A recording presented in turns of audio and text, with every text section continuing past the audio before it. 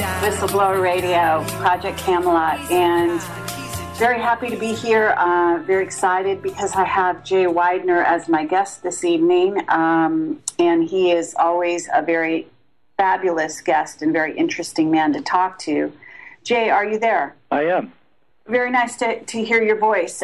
So what I'd like to do, just to start off with, is kind of have you give an overview of your background and so on.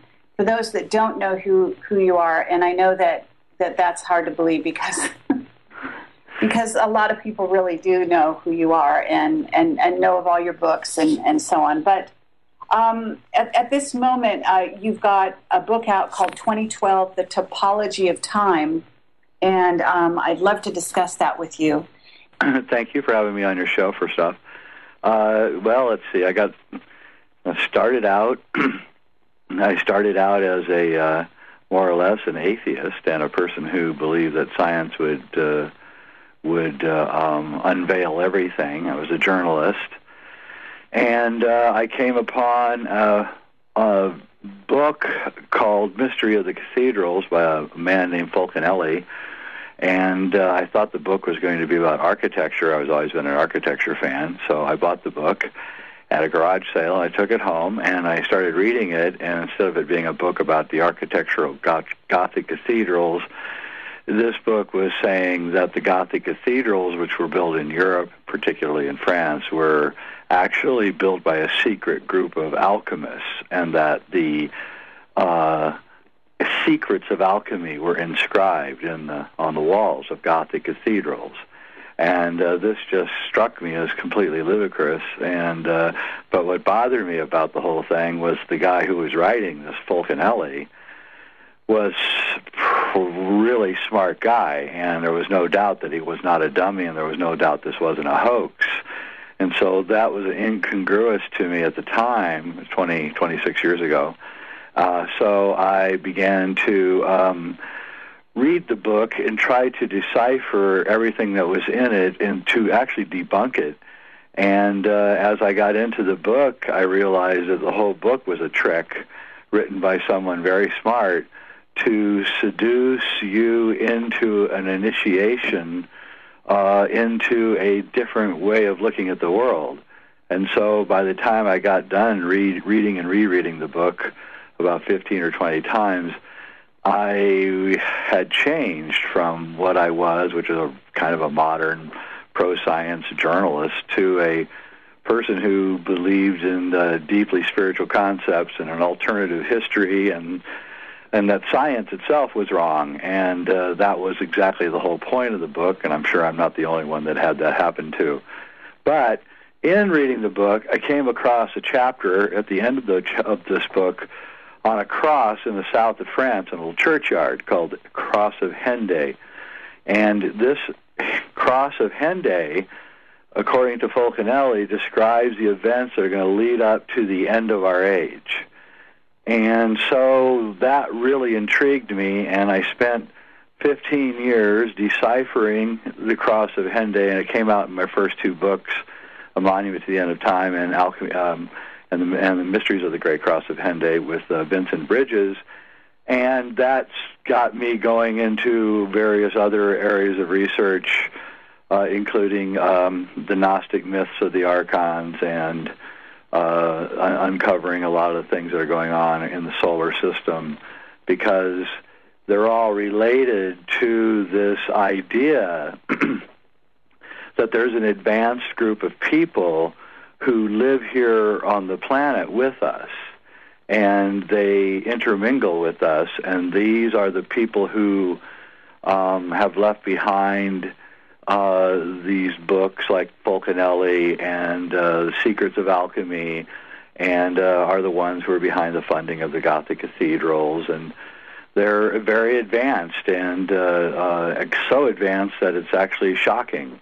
And so that's where I've been chasing after this thing. But the only premium I really have on any of this is the truth. I don't really care about much else except the truth, and I just don't really do much else but pursue the truth. Okay, well, and that's very, very good to hear. At this time, you know, we are in 2012, and last Yes. time I talked to you, you know, we were approaching it. It was probably maybe a little over a year ago when I talked to you last. And so I'm really curious if your point of view has changed towards the future in any way. Well, not really. I think that there is some very funny business going on with the sun, and the cross at Henday is really talking about something going on with the sun becoming angry, growing bigger, and it's somehow affecting the four inner planets. When I discovered that this was what the cross of Henday was saying all those years ago, that sent me off into finding information that would dovetail with that kind of information. And that sent me into a number of places, but one of the main places it sent me was the ancient Purana texts from southern India. And they describe the events pretty close to what the cross of Henday is describing as some kind of cyclic thing that goes on with the sun, in which it causes it to blow off a layer of plasma or something. Maybe, I'm not quite sure. I don't think anyone is sure, except that it happens.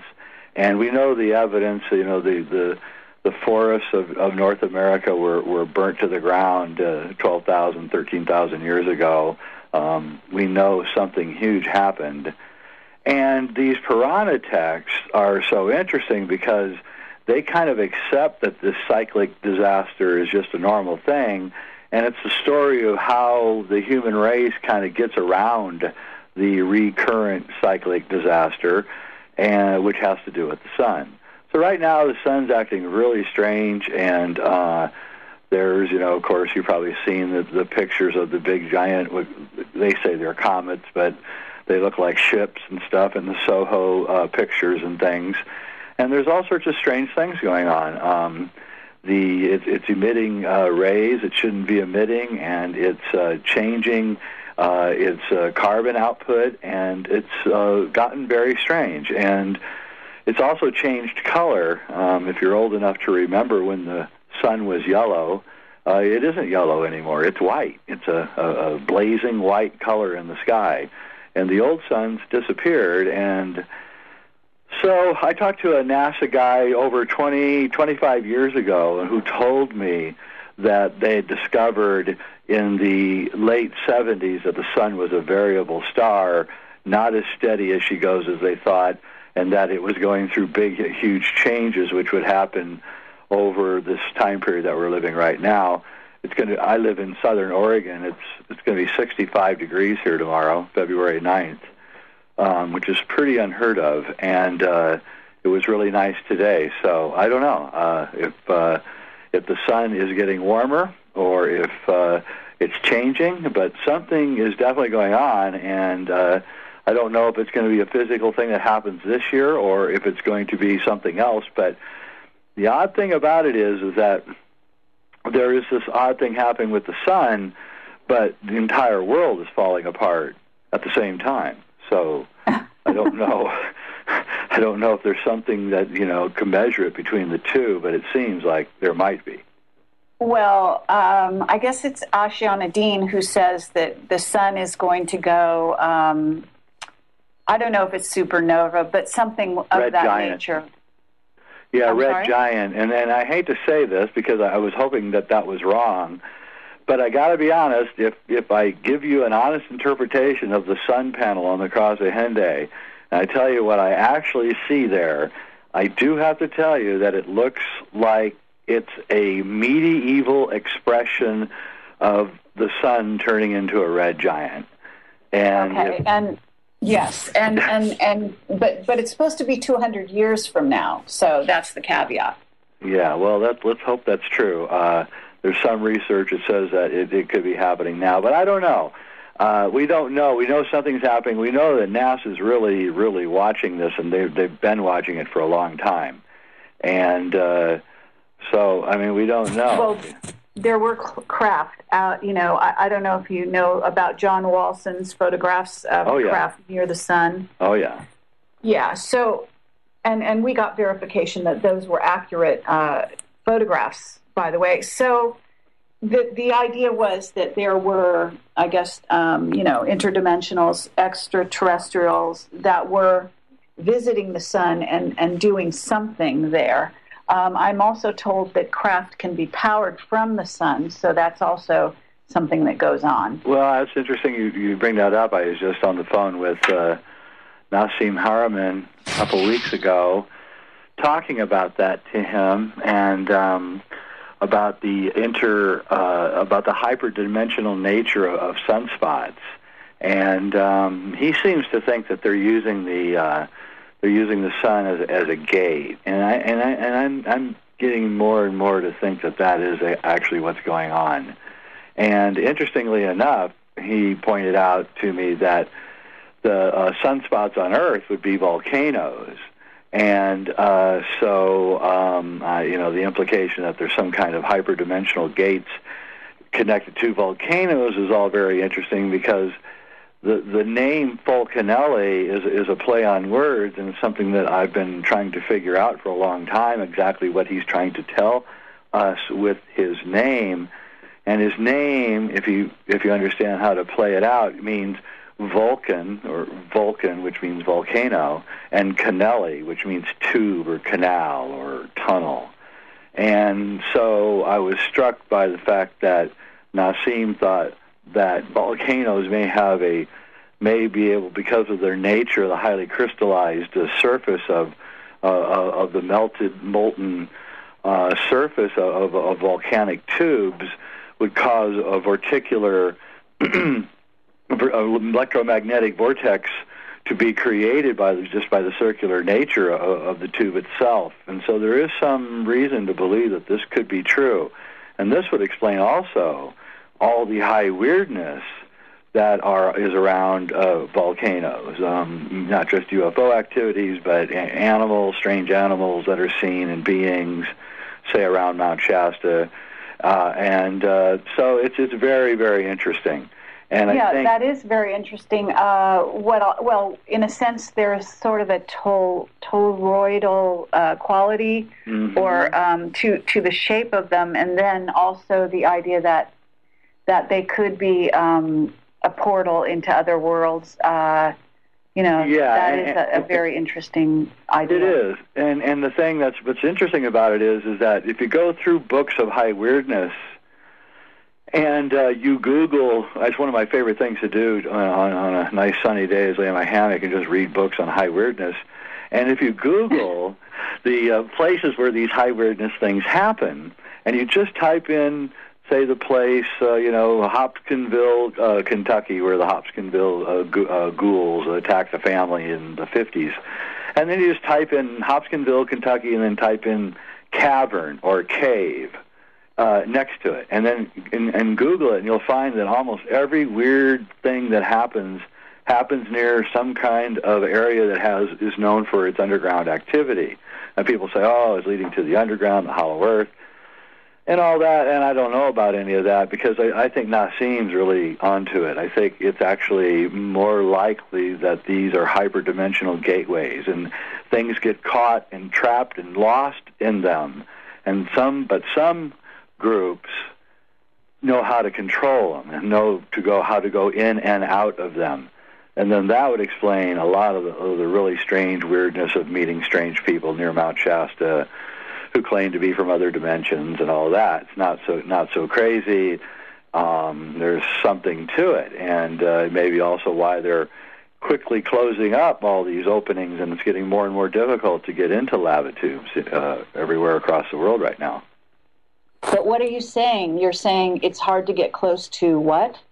Well, I'm probably making it worse by talking about it openly, but in the old days, as an old spelunker, you used to be able to just get into caves easily in the United States, for instance, but also in Peru and in Mexico, and it's getting harder and harder to do that.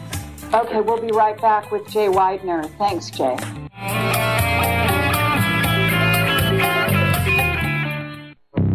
Welcome to the world's meeting place. American. It's practically narcotic. Freedom. Oh, yes. I like very much. Radio. You're an American institution. American Freedom Radio. Okay, this is Kerry Cassidy, Project Camelot Whistleblower Radio, and we are talking to Jay Weidner. Just before the break, where were we? I know we were talking about volcanoes and the impact there. Right.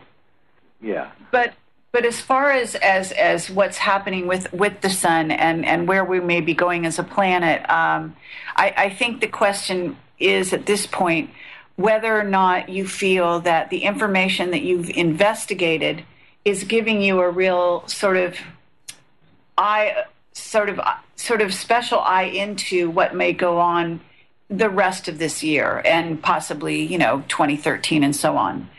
Is that why you wrote the newest book that you've got on your site, or the article Topology of Time is really about how time works in a higher dimensional space, and it's trying to show the relationship between between time and space, and how as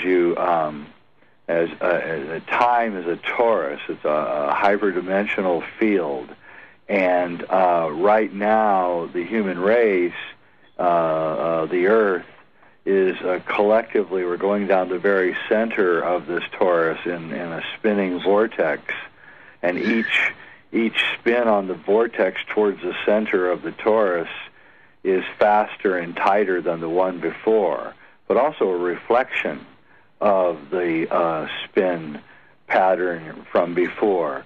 So what we're getting is time is beginning to compress.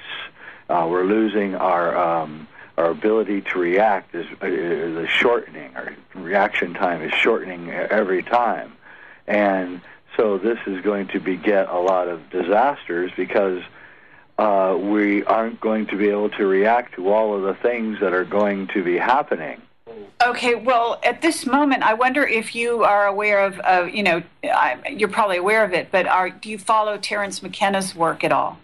Oh, yeah, Terrence is an old friend of mine. Definitely, he is a guy who influenced my thinking and actually taught me a lot about the hyperdimensional nature of time, and so we had a lot of long hours talking about time. We were both completely fascinated by the whole idea of like the texture of time and the quality of time and how time seems to have different feeling depending when. And so just like midnight feels different than noon. And so we're moving into a time of darkness in a way right now, and it's going to be rough until mid-2013 is the way I feel, and I mean really rough. And the war drums are being banged, and it looks like we're going in, and we're going to get in a big, huge war. And we don't have the resources. We're going completely broke. And it seems to me that we are on the edge of an absolute disaster. And it doesn't matter about the sun or anything, because the politics itself are engendering a complete catastrophe. And no one seems to have any answers, outside of, going into a collective situation, a community situation where we can take care of each other. I really don't have any answers beyond that either, because at the rate of what's going on at the moment, I don't know where the economy is going to be in a year or so. Okay. I wonder if you have heard about the sort of new book of Nostradamus that was discovered, and if you know anything about that. I did the History Channel show on the lost book of Nostradamus. And, we deciphered, and it was strikingly similar to the same things that are being said on the cross of Henday, which, is disconcerting, to say the least. But I've been reading that, and I'm just struck by how sort of it seems like it's another timeline. It doesn't. Maybe it's me, but I'm not seeing these events unfold. Maybe it's still coming up, but this is February of 2012, So I'm just wondering, do you see these things? I mean, there's a lot of talk in that book of the Antichrist, right, for example. Yeah. Arising in the Middle East, but not before certain other things happen. Right. We are seeing certainly nuclear power plants start to degrade and be affected by what I would say is, in some cases, probably underground volcanism. In other cases, apparently, according to Dutch Census information, what he calls fracking, which is digging wells in the area. Yep. And disturbing the groundwater, whatever, and so on. I mean, I wonder. I don't know if you kind of keep a laundry list of things in your head about what the newest book of Nostradamus points to, but at least so far, it does not seem to be playing out. What's your thought on that? Well, I agree, although things, like I said, because time is compressing, things can happen really fast. And, what used to take 5 or 6 years to unfold can now unfold in a month. So True. I think things could go really fast and get really strange. But, at the same time, there's something to be said about people getting out in front of events and warning people about them, which we could never do before but can because of the internet now. And it may be that we are stopping events from happening, or at least slowing them down. In other words, if a lot of people hadn't gotten riled up after 9/11 and began putting out all the conspiracy theories, whether they were right or wrong or indifferent, doesn't really matter. They just sensed that there was something wrong, and so they began getting outraged and writing things. If that hadn't happened, we would probably be further into a kind of dictatorship now. But because there was this uprising, mostly via the internet, I think it made the people in charge kind of step back a little and wonder if they shouldn't, be careful with what they're doing, because the people shouldn't have figured it out as fast as they did. And I think that I know that they're really worried about the internet waking us up all too fast. And so that's one of the reasons why they have to do this Iran war thing. They have to do it now, because if they wait much longer, we're going to be so awake that the waking population is growing so fast that it could backfire. And I think they're getting more and more worried about this, and they don't know what really to do about it.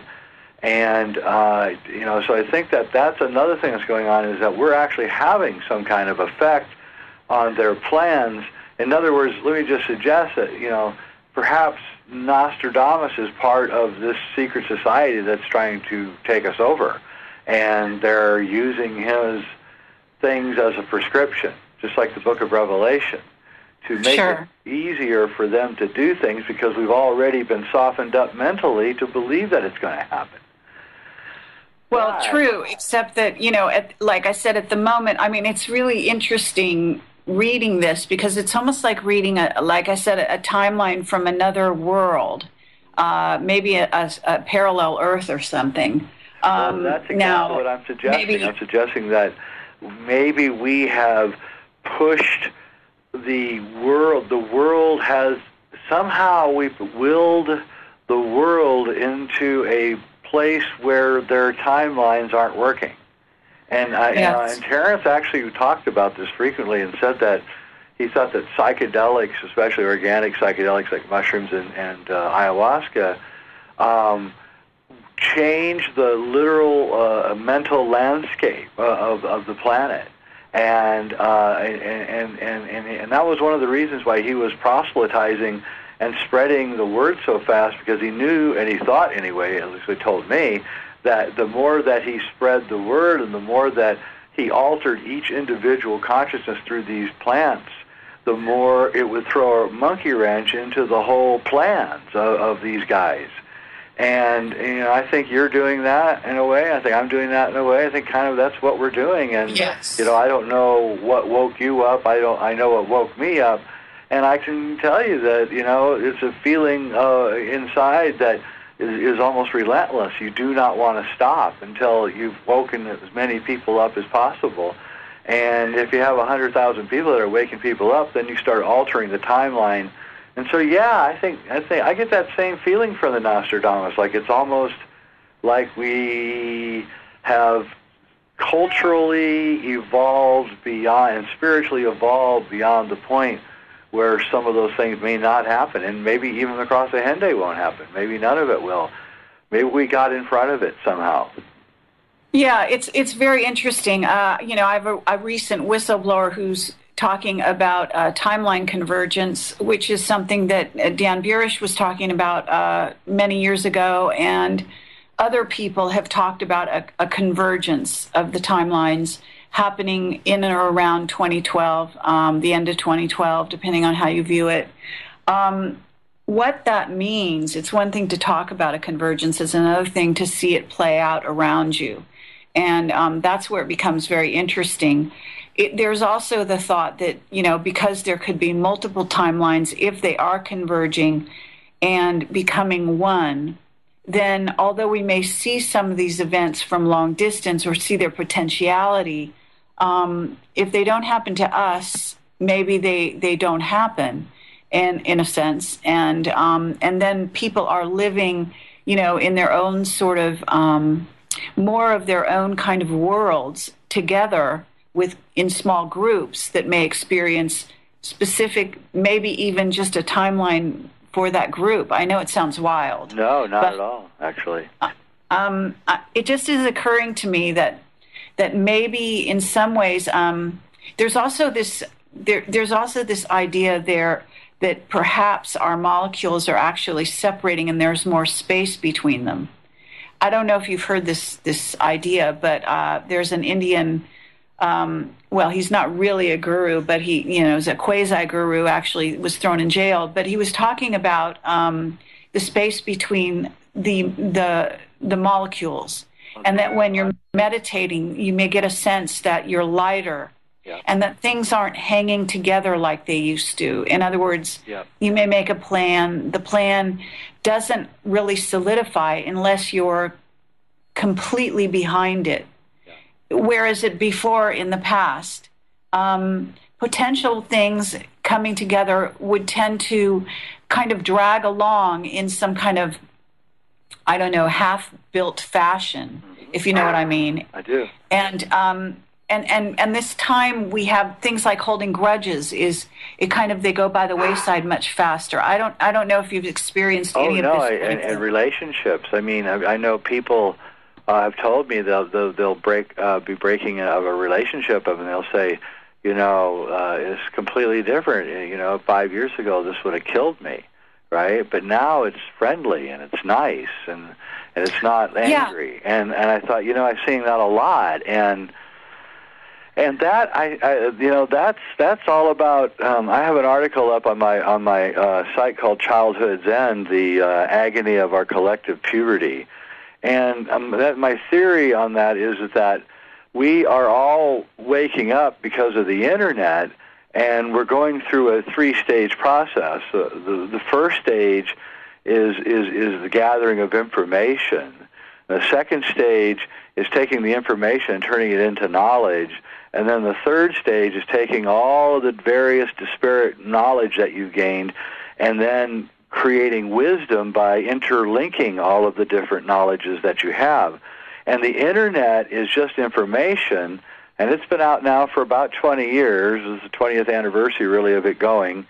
And, at first the internet was just disparate information. Everything was crazy and weird, and no one knew what the truth was.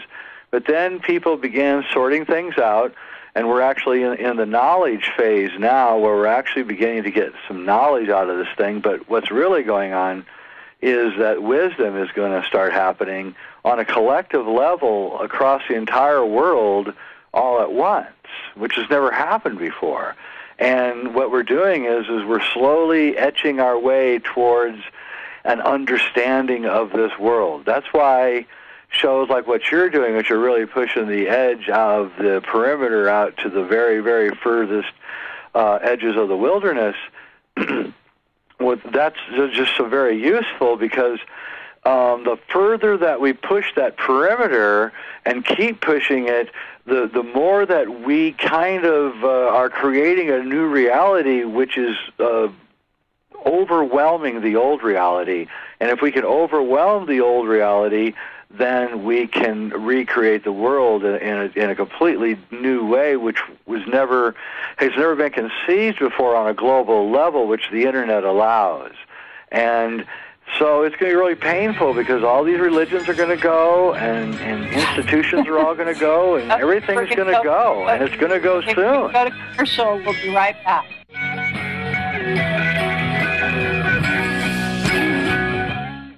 Kerry Cassidy, Project Camelot, Whistleblower Radio, and we are talking to Jay Weidner. Jay, are you still with me? I am. So in terms of what's going on in 2012 and some of the things that you've been doing, I noticed that you've got a movie that's coming out called Shasta. Do you want to talk about that at all? Yeah, actually I do. It's a feature film. It's starring Alexander Polinsky, who used to be in the show Charles in Charge on TV, Neil Donald Walsh, and it's a movie about the return of Kalki. I don't know if you know what Kalki is, but Kalki is a Vedic prophecy, says that at the end of this cycle, the male counterpart to Kali, who is called Kalki, is going to return, and he's going to destroy the purveyors of lies and bring the world back to enlightenment. And I've been waiting for about 30 years for Kalki to come, and he never came, so I decided I'd just make a movie and have him come through the movie. So it's a pretty good movie, and we've been showing it around, and it's going to be opening. Well, we're doing special effects right now. It'll be done around late April, and we're going to open it up across the United States, and it's very entertaining. I think you'd probably really like it. Okay, well, that sounds great. Where did you shoot it? I mean, is this obvious at Mount Shasta or no? Yeah, I shot it around Mount Shasta and in the area, yeah, and in different places. I use a lot of the lore of Mount Shasta. I don't know if you're familiar with the lore of Mount Shasta. There's a lot of very strange stories, and I put a lot of that in, and it's really a message about.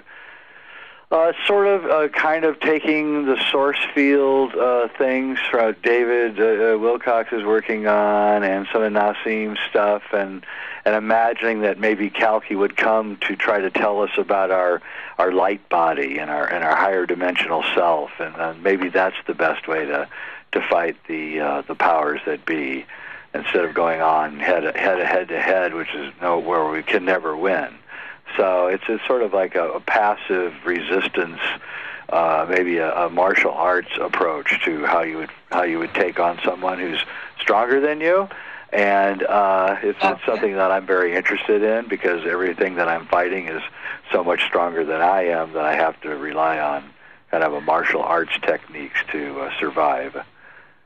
Somebody was asking where you were in relationship to the Philosopher's Stone.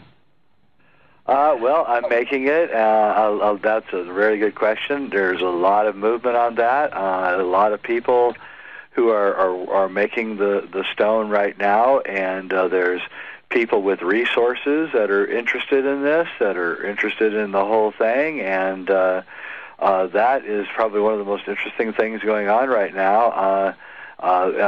Because of the internet, all these people who are making the elixir of life in their houses are able to connect with each other, and we're learning how to do it fast and properly. And like I say, it's the Manhattan Project of Alchemy, and it's it's self-selected, and everyone's communicating with each other and being open. It's sort of like what you were talking about before. It's like a new way of doing things that have never even been thought of before. And so whereas before alchemists were afraid that their neighbors would find out what they were doing, Now it's all out in the open. Instead of being afraid and behind the walls and worried about an inquisition, we're just coming out and talking about it openly, and nothing has happened. Even though there was a lot of trepidation when I first went public that this was going to get a lot of resistance from the powers that be, a part of me knew that actually it's just so blatant and out in the open that they aren't going to do anything about it.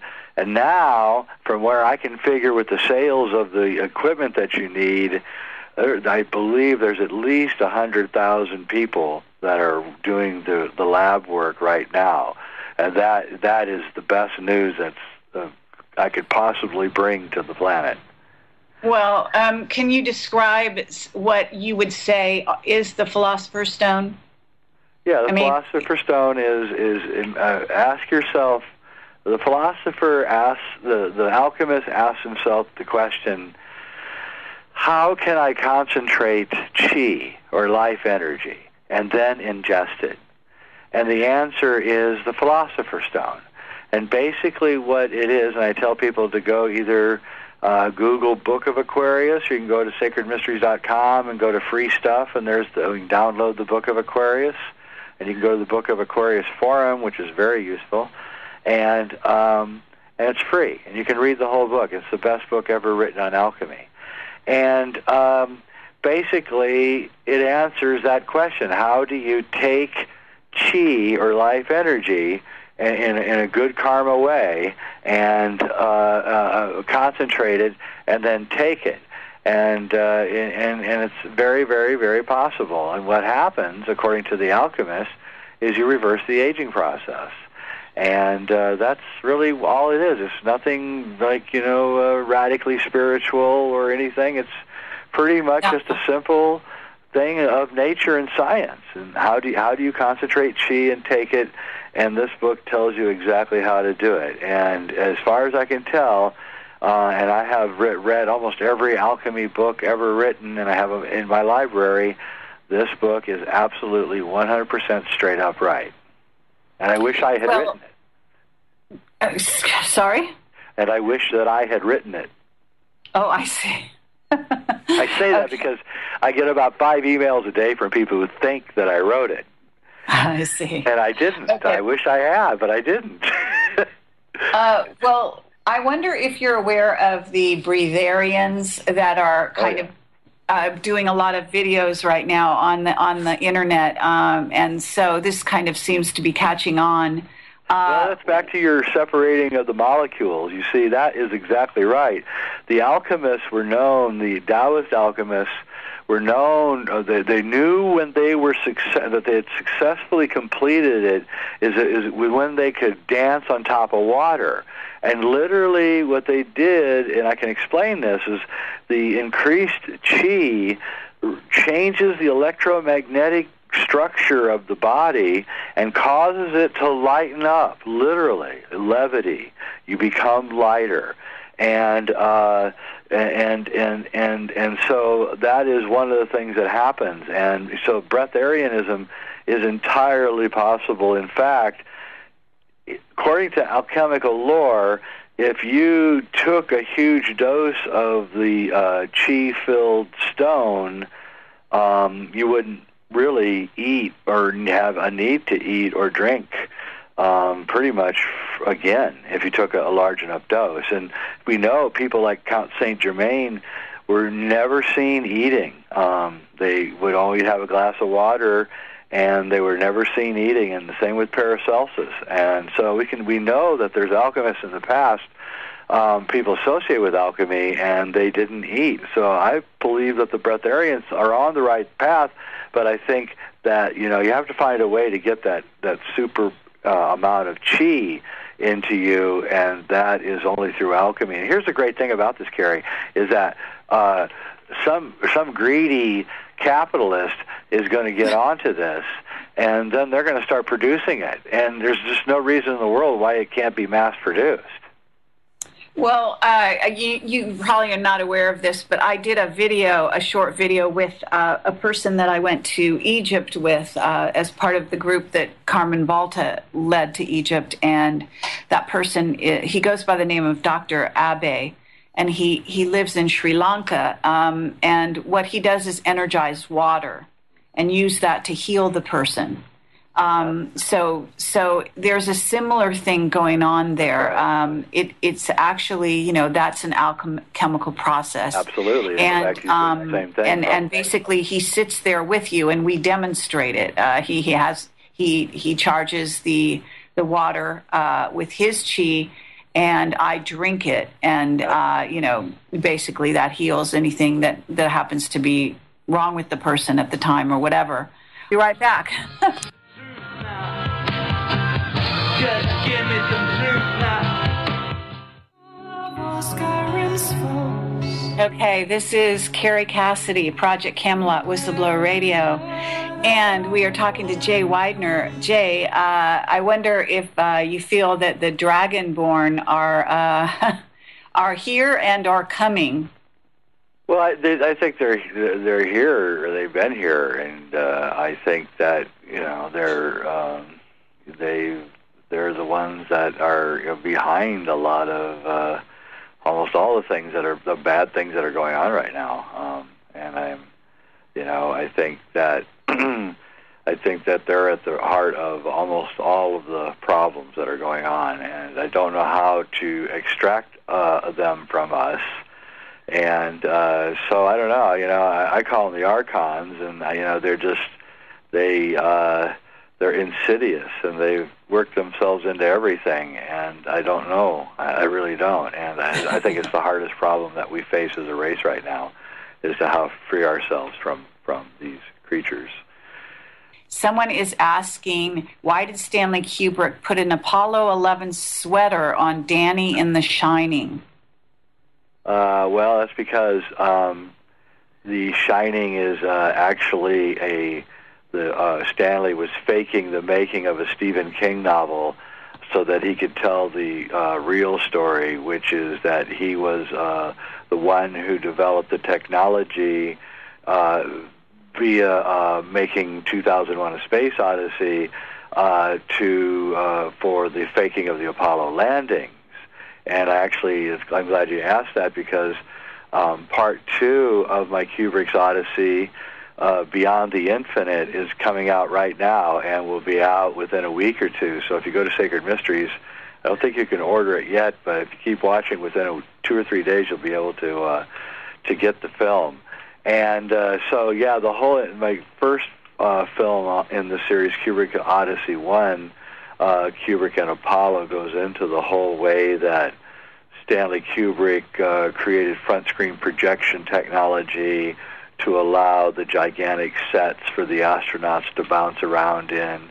And he was able to camouflage the shooting of the Apollo stuff by making 2001: A Space Odyssey, unlimited budget to shoot the Apollo stuff, and he used that to make an alchemical film, which is what 2001: A Space Odyssey is. And Stanley was one of the smartest guys that ever lived, and certainly the smartest guy that ever made a movie.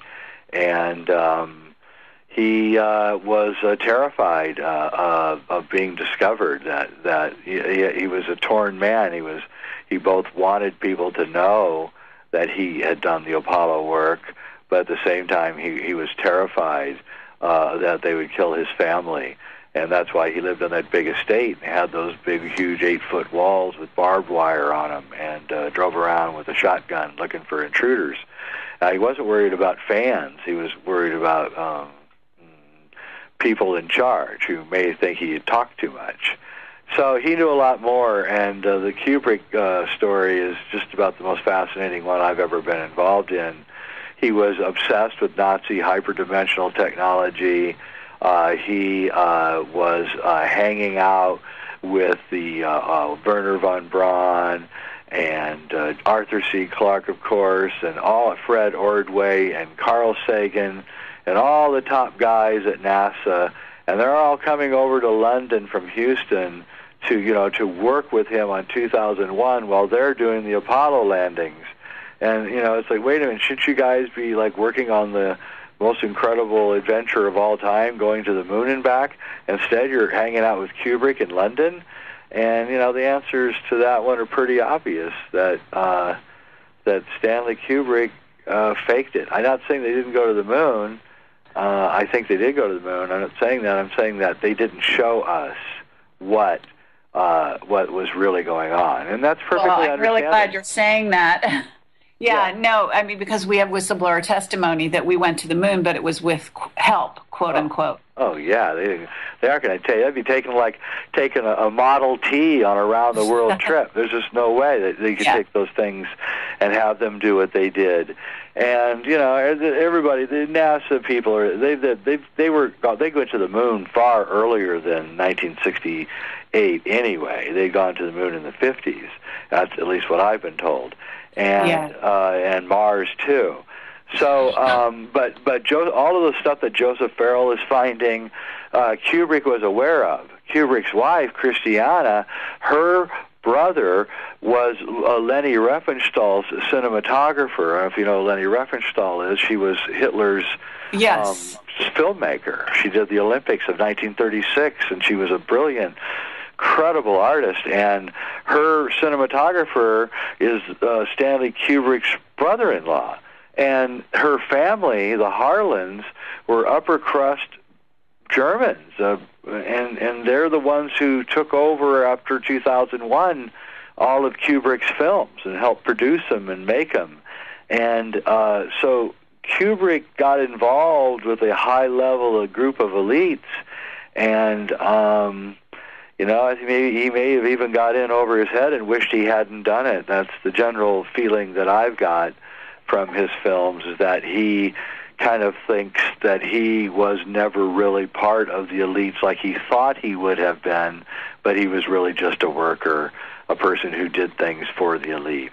And I think that's really what it's all about, whether it's Jack Nicholson in The Shining being the servant, or Tom Cruise in Eyes Wide Shut just being the house doctor. I think we can see that there's, you can be on the outside, but you can never be on the inside, and that seems to be the recurrent theme in all of Stanley Kubrick's work. Well, is his wife still alive? It's quite tragic. She is. Vivian, their daughter, joined Scientology in 1995, and she didn't come home when their sister died, and I don't think she came home when Stanley died either. And so Christiana's all alone. She's in her 80s, and she's living in the big estate outside of London.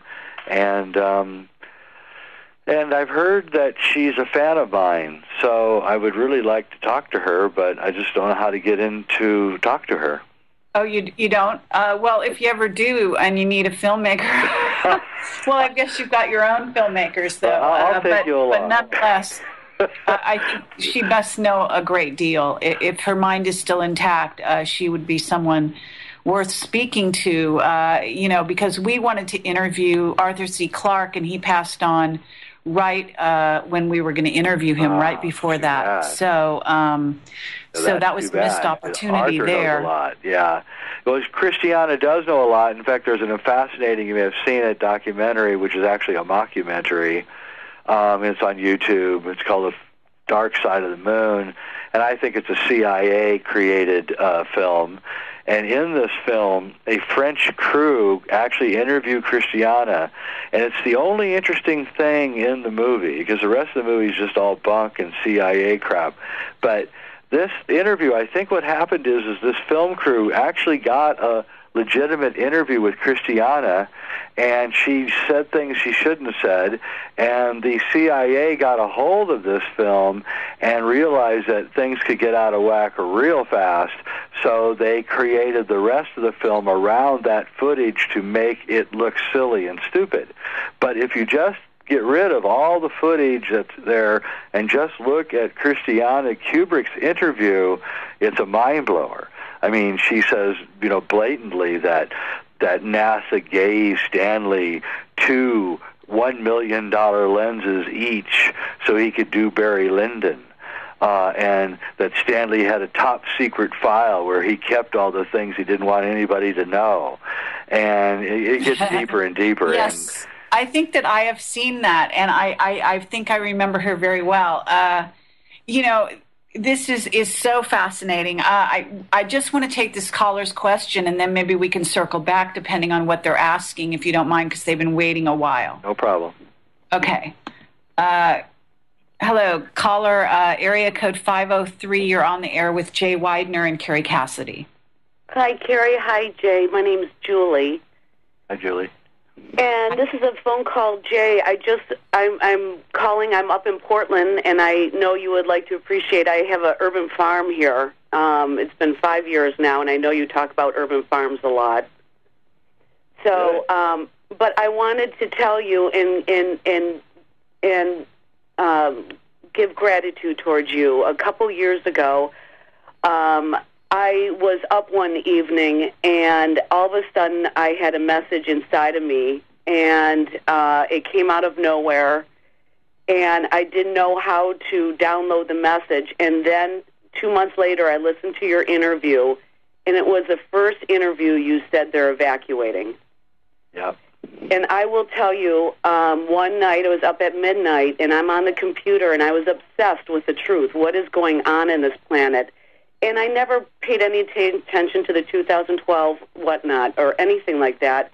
And a booming message came in my body, and it said they're evacuating. And I had no context to download it. I felt like I was crazy. I shared it with my husband, but then I let it go. And then I listened to your interview with on Fireside Chat. And I just want to say thank you, Jay, because I felt like I was losing my mind. And I've been listening to every interview you have since then, and you helped a girl in Portland that thought she was losing her mind, and you brought some clarity to it. So I just wanted to express my gratitude.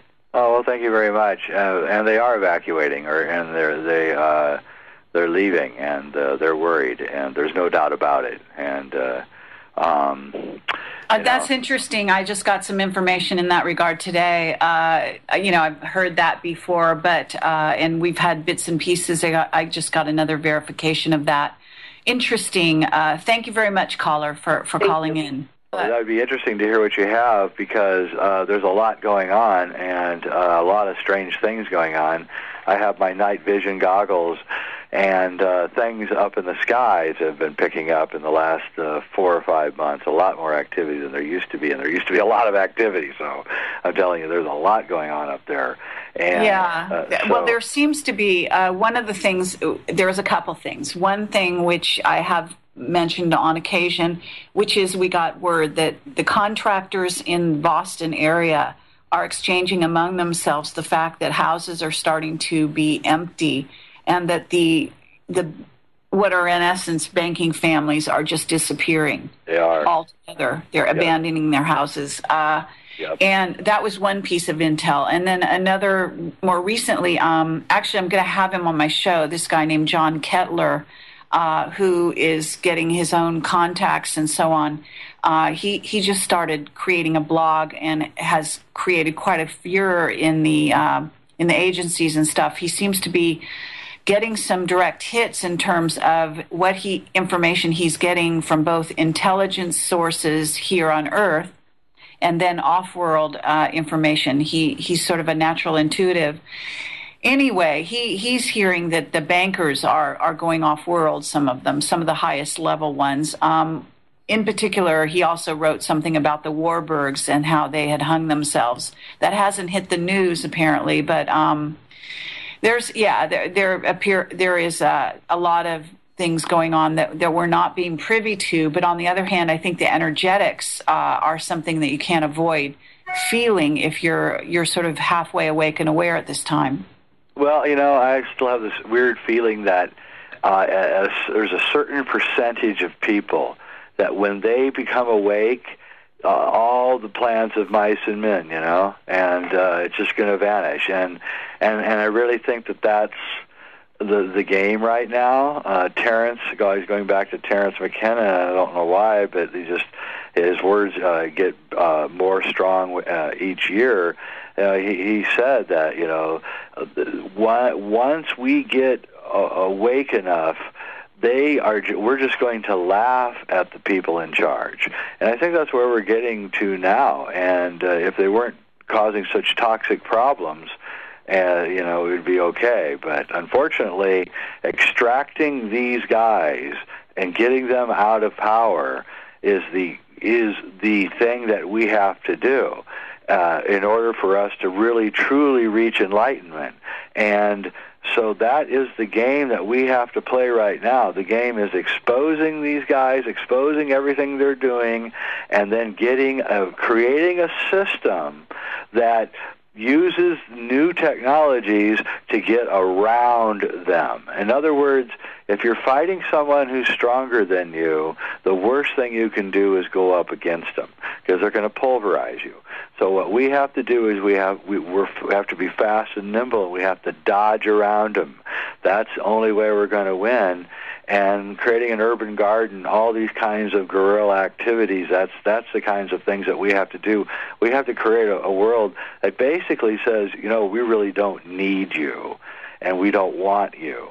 And we'll become the attractive culture in the attractive world, and we already are, and then that one can wither. Because I just don't know, going up against the Archons, it just seems impossible. They're so incredibly manipulative and so incredibly intelligent, nefarious intelligence, but still an intelligence that's very difficult to deal with and psychopathic. Well, let me just say this, which is that I think that the sum is greater than the parts. I agree. When it comes to consciousness, and so that if you have, you know, 3 or more people in a room and they create what is a triangle of energy, the energy is more potent than we, I think, even realize. And so what happens is, I think that we are multiplying, you know,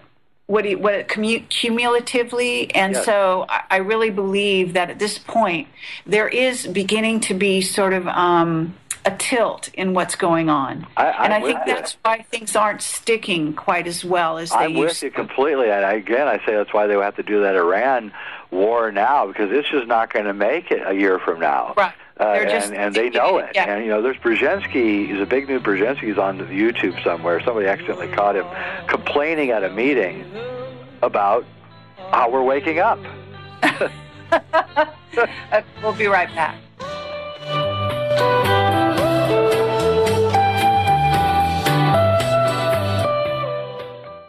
You are not me. This is Kerry Cassidy, Project Camelot, Whistleblower Radio, and we are talking to Jay Weidner, covering all sorts of bases here.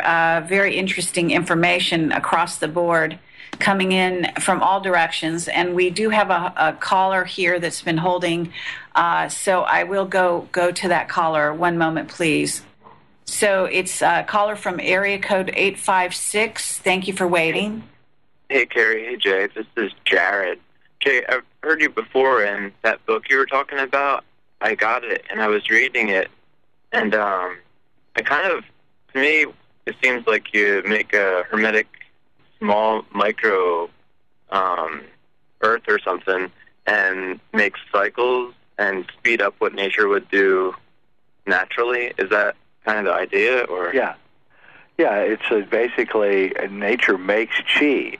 That it makes it in food. That's why you eat food, and in water and drinks and things, and you need chi to live. So then the question becomes, okay, well then how can I, say get 40,000 the chi that's in 40,000 apples, let's say, or something, and that would of course take a long time. So you have to find ways to speed up natural processes, and the key is, it's just like with raw food, you don't want to heat your food above about 165 degrees because you'll kill all the chi in the food.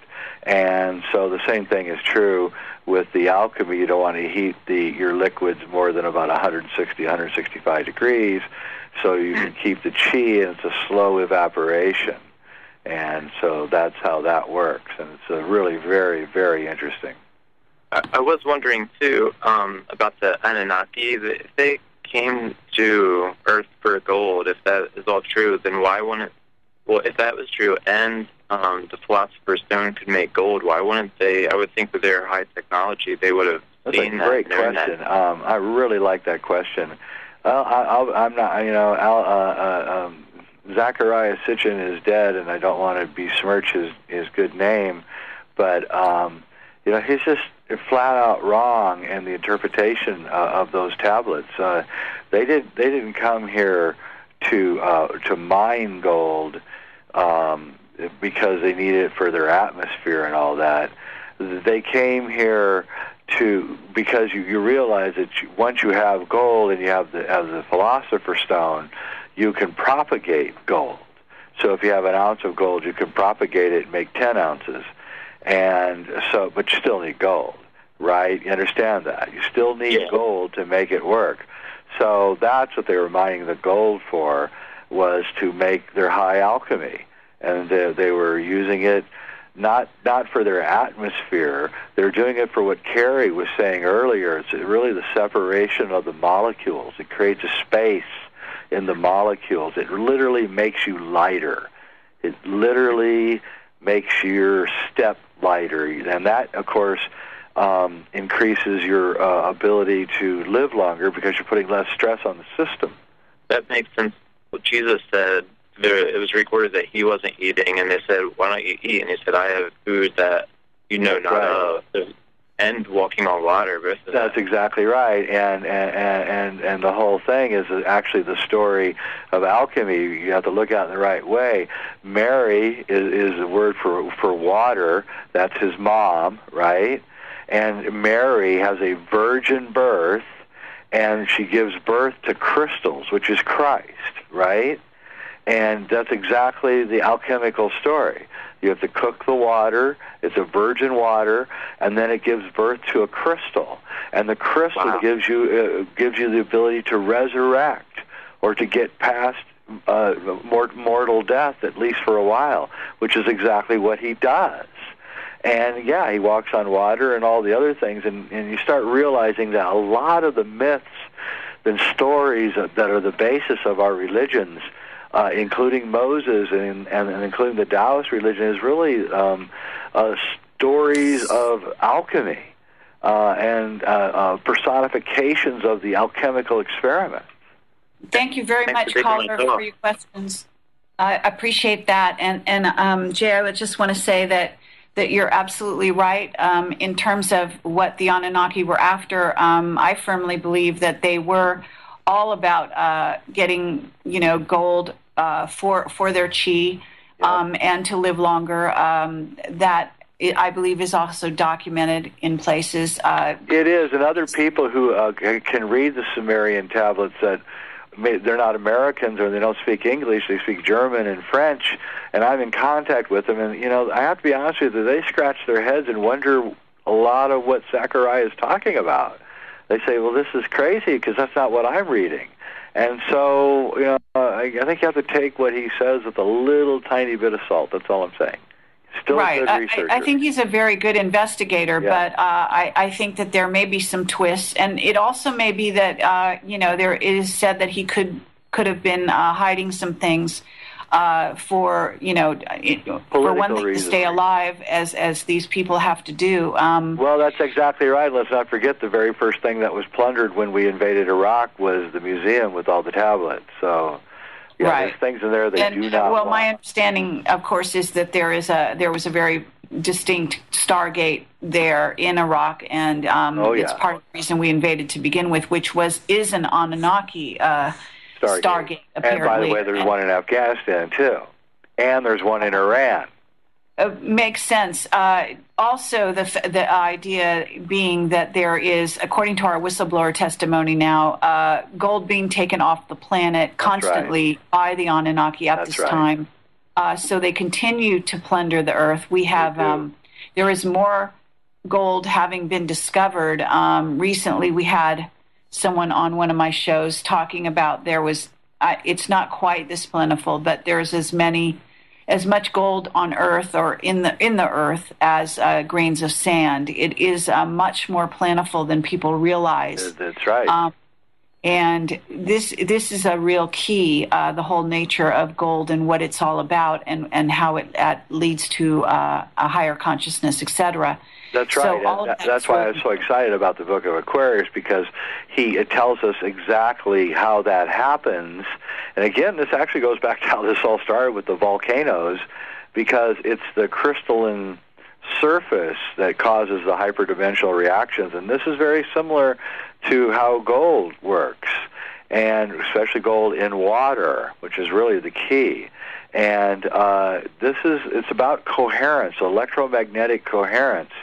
When your light body or when your electromagnetic field is in coherence, that's when you're in health. That's when you do not age. It's when you reverse the aging process. I actually have a film coming out called The Alchemy Code about this. And that's what the revolution, the spiritual revolution is going on right now is about. It's about this. It's about alchemy. It's about the emergence of the light body. It's about understanding the light body and how to achieve coherence. And with that, we will then bypass the healthcare system, the legal system, the food, the poisonous food, and it's really a transcendent way out of our problem. In other words, I think that's a great way to put it. I think it's a great way to think about it. Go right ahead. Well, it's like boiling water. You're in water, a pan of boiling water, and the water is boiling furiously, and there's nothing but chaos and hell.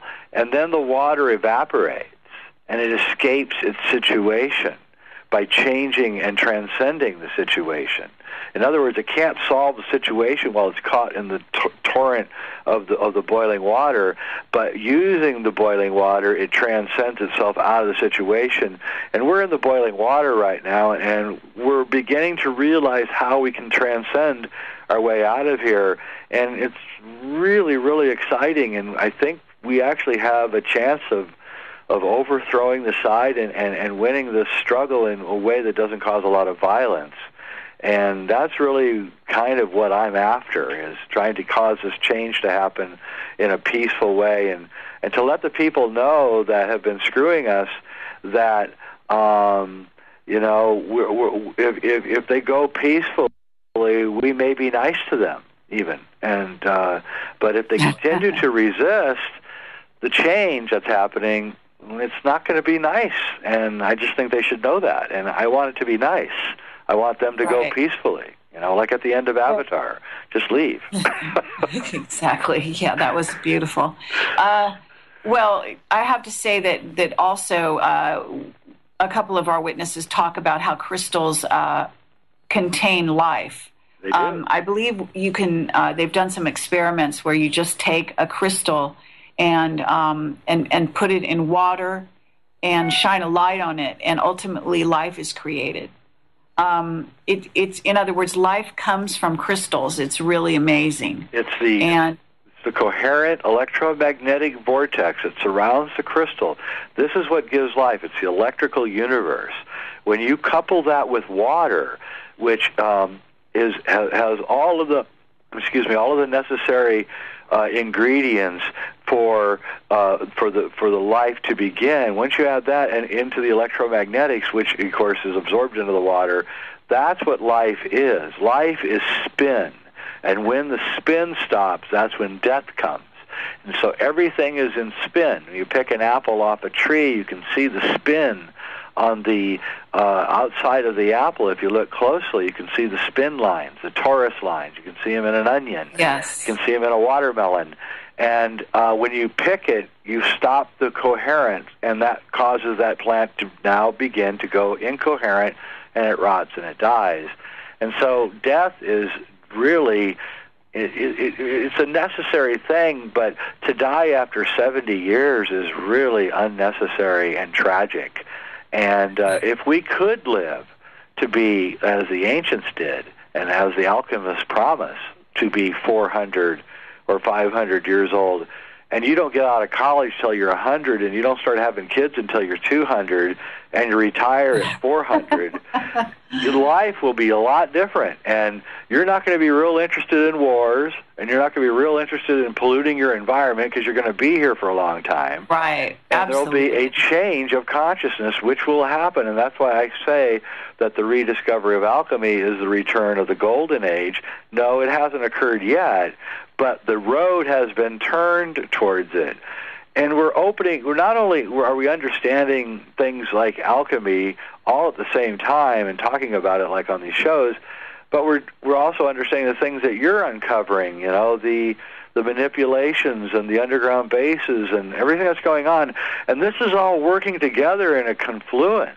And it's creating a whole new way of thinking that we haven't thought that yet, so I can't tell you what it is. We're not there yet, but we're getting there, and every day we're getting closer, and when we get there, it's going to be so different from the way we think now that I think we're suddenly going to start solving all of our problems in a very easy manner. I really think that. Well, the idea is that we, as light, become more of our light bodies. Creation becomes easier, and so that's one of the things they say is that we have the thinning of the veils. Is be careful what you think about because you may create it. And so we are creator gods. We're learning how to be creator gods. Learning about destruction is part of the process. That's right. And so as we move into becoming creators, we begin to become more fluid, and we begin to work with light, and we can therefore create with our thoughts. And this is happening and has always happened with humanity. But I think that we're beginning to get conscious of it in such a way that is becoming very, very pronounced. And so in discussing these things and uncovering sort of plots and conspiracies, what we do is throw light on the subject.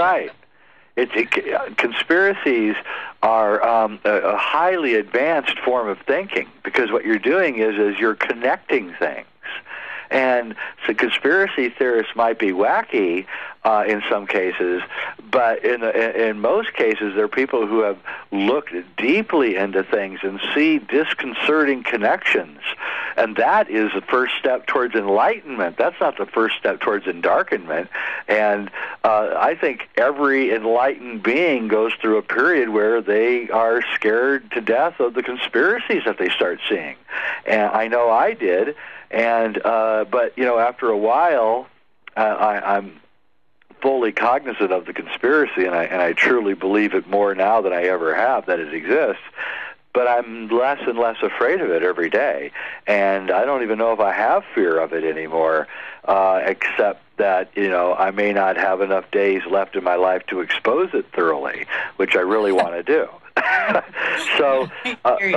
Yeah, and I don't think that they're going to stop us, Kerry. I really don't. I think that they try, but I don't think they can. I think there's too many of us now. Well, yes, and again, it's also the light will eventually win out, regardless of how this sort of theater or game that we're playing plays out at this time.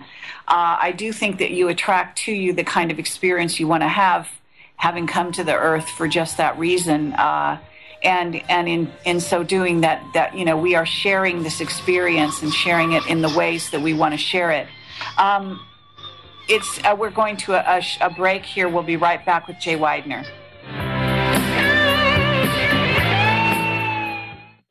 Smiling lately, dreaming about the world as one. This is Kerry Cassidy, Project Camelot, Whistleblower Radio, and we're talking to Jay Weidner. And we are coming to the end of the show, about 10 more minutes to go, Jay. I do have one question for you here, which has to do with the monolith in Kubrick's 2001. Someone here says that you have called it the Philosopher's Stone, the monolith itself. Is that true, or is that... That's right. The 2001: A Space Odyssey, and this is a large part of my next film, Beyond the Infinite, which is coming out next week. Basically, when he did the moon landings, he was given carte blanche to make any movie he wanted, and what he did was he made a movie essentially that evoked the great work of alchemy. And he was an alchemist. And he created the black stone, which is the black stone of alchemy, which is what creates everything. It's the creator, it's the progenitor of life. And the black stone, the monolith in 2001, gives the ape the gift of tool making through the discovery of using bones as a weapon, which becomes spaceships. And that ape was at the edge of extinction and was saved by the monolith. Then later, the human race discovers a monolith on the moon, and the human race is at the edge of extinction in 2001 because they're losing their soul and technology is taking over. And at the end of the movie, humanity is initiated into alchemy and cosmic consciousness by the black stone as the Bowman, the astronaut, passes through the stone and goes into the light show. And so also in 2001 also evokes the entire 4 realms of the Kabbalah, or the Tree of Life. Quite astonishing. But there's a lot of other things. Every time that the monolith appears in 2001, there's a mystical alignment of a lunar or a solar eclipse happening every single time that the monolith appears. And this was done consciously by Kubrick he changed our consciousness. The baby boomer generation, really the first movie that we went to over and over was 2001: A Space Odyssey. Admittedly, we were going there on drugs and watching the light show, but what was going on was he was subliminally initiating our entire generation through the film. And it worked, and it was a grand gamble by Stanley, and he blew a lot of Pentagon money doing it. And my new film, Beyond the Infinite, goes into this in great detail. I'll send you a copy. I think you'll really like it. Okay, well, that sounds fascinating. I wonder if we have a whistleblower who said the monolith does exist, that was actually based on a real monolith that exists on, I believe, Mars. The moon, Phobos. Yeah, there's a monolith on Phobos, and even Buzz Aldrin brought it up in an interview, and it is a dead ringer for it. And yes. Again, once you understand that the Germans had this technology, and they had already gone to Mars before he started making 2001. Oh yeah, yeah. So he already knew about all this, and he's hanging out with all the bigwigs that went to NASA, all the Nazi scientists. They're all hanging out with Arthur C. Clarke at his apartment in London. And I'm telling you, this just gets more and more incredible when you start getting into it. And you realize that they knew all this stuff, and there was a secret space program, and Kubrick's this little, this practically a kid. He's in his 30s, and he's hanging out with all these older guys, and they're all talking about, Mars and Saturn and the moon, and he's just bursting at the seams, and you can see it in 2001. Absolutely. Well, there's also the notion, that it symbolizes a door, of course, the doors of perception and so on. It's a gate or a book. I don't know if you thought of it in those ways, but yeah, I have. There's someone in the chat going absolutely crazy, so I have to ask you these questions before we go off the air. Okay, someone wants to know the influence of the archons on our minds at this time. Is something prying them away, or are they losing control somehow? And in a sense, I think we've kind of been talking about this, but they're losing control. That's why they're freaking out. Yeah, they're losing control and they're freaking out, and that's why they're increasing the violence. They're increasing the titillating sex. So they're doing everything they can to kind of keep us mesmerized. The sports, the whole thing, and it's not working anymore. People aren't watching television very much anymore, and And so it's not working, and so they're raising the bet, and they're keeping raising it, and that's why we're going into war now. We've got to keep everything, the pressure on us all the time, so we can never have enough time to think about what's really going on. And that's what the Archons are always doing to us. The Archons are the Anunnaki. They're all the same. Yeah, well, forces. I mean, I think that it does get more complex than that, because the reptilians, the Greys, the Anunnaki, they do have different agendas, and in fact, they do war with each other from time to time. So this is part of what's going on, and there could be some incoming danger as well. I guess you're aware of the artificial intelligence threat that is possibly part of our future, as well as what are called the robots or the androids, and those are just sort of theoretical, but they are talked about by various whistleblowers. Well, I mean, I have a point of view on that, but I don't think we have enough time. I think I've thought a lot about that problem, and I actually have a rather lengthy explanation, which does a pretty good job of explaining all of that. Through a kind of a window into a different kind of world. But I don't think there's enough time in the show today to do that. But maybe at some point in the future we can have another show and I can talk to you about what I call the crypto-terrestrials, which is a word that I've come up with to describe this a group that is that you're really talking about. And so, but they're more advanced in arts of trickery than we realize. And they're doing a lot of incredibly trickster-like things to us and have been for a long time. But again, there's no way I can get into this now because I would have to use examples from history to show you what I'm talking about. But I think it's a very persuasive argument. And would look okay, well, it sounds very interesting. Perhaps I'll do a live stream with you.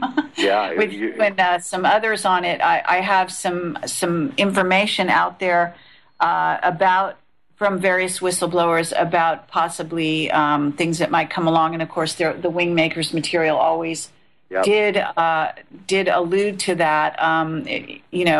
From a whistleblower. I don't know if you know. I can announce here that I'm going to be interviewing Anthony Sanchez. Well, I was just going to say that's exactly who I was talking about. Sanchez is on it. I don't know him. I listened to your interview with him, and I mean my research mirrors what he's finding pretty close. Well, why don't I invite you on that show? Because we're going to be, actually, I don't know if you're free, but it's going to be quite soon. I think we scheduled it for Friday, as a matter of fact, believe it or not. I haven't even put out the ad, to let people know about it, but I think it's going to be Friday, and I think we're looking at Friday night at 7:00 Pacific time for the beginning of it. Right. But we are going to be talking about the Skynet and the Lockheed Martin whistleblowers that basically they did one of the reasons they went on the run is because they did a study and they discovered that there was a 30% chance that the AI nanotech satellites would turn against humans, and they became very concerned. Maybe that's why Cameron moved to New Zealand suddenly. Well, there's the different layers. The people that are on the outside are all moving away from the United States, but they're not on the total inside like Cameron, right? And then you have the insiders who seem to be evacuating completely. So it's all very weird and strange. But I would love to, participate in anything. I think Sanchez does first-rate research, and I'm glad he didn't die because I know how dangerous that work is. Oh, absolutely. He's basically on the cutting edge at the moment, and we're trying to support him. He's right on it, Kerry. From what I know, and I know quite a bit, he's right at the edge, and I know why they probably wanted to knock him off. Everybody who gets close to this crypto-terrestrial thing dies, whether it's the guy that got killed, I forget his name now, I'm going to forget his name, Schneider, or the guy who actually wrote the book, Crypto-Terrestrial, Mactonus, who died in his sleep a couple days before the book got published. Wow, well, I've never heard that title for it, so that's very interesting. Yeah, it's incredibly interesting, and when I heard the Sanchez interview, I just about, flipped out because that's exactly what I'm finding, exactly what he's finding. Okay, very, very good. Well, we had a very primary whistleblower tell us a lot of stuff in that regard as well. Yeah. So it coincided so strongly with our background research that when he came public, I had to find him. Okay, well, Jay Weidner, thank you so much. I hope you can join us on Friday. We'll try to arrange that. If not, maybe we can even reschedule. It's been a delight having you on the show. Thank you, Kerry. Why don't you give out your website? While the music's playing, they can still hear you. jweidner.com and sacredmysteries.com. So just go to those two sites for all my stuff. Wonderful, and you're welcome to have an ad on Camelot for your latest movies. I think people would be very interested. Great. I'll talk to you tomorrow or something about it. Okay, lovely. Okay, have a great night, everyone. Thank you. Thank you, Jay.